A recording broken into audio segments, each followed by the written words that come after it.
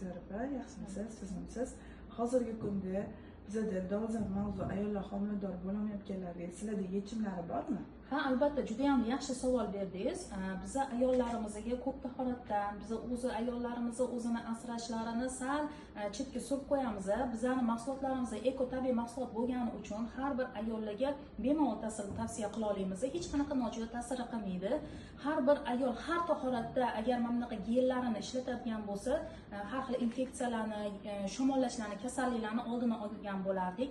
Agar ayollarimizda homilador bo'la olmayotgan bo'lsa yoki kista, miyoma undan ham ko'p ortiq kasallar bilan qiynalishayotgan bo'lsa, bizda mana bunaqa shpris ko'rinishida dorilarimiz bor. Bu umuman bezarar bo'ladi. Hamma kasallarni, hamma muammolarga yechim bo'ladigan shprislarimiz, hattoki homilador bo'la olmayotgan ayollarimizga ham tavsiya qila olamiz. Ko'pchiliklarida yaxshi natijalarga erishyapmiz. Agar ko'proq ma'lumot kerak bo'ladigan bo'lsa, direktdan yozadigan bo'lsangiz, to'liq ma'lumotlarni jo'natib qo'yamiz. Bizani yo'qotib qo'ymasligi uchun podpiska tugmasini bosib, yuragimizni qizartirib qo'yish esingizdan chiqmasin.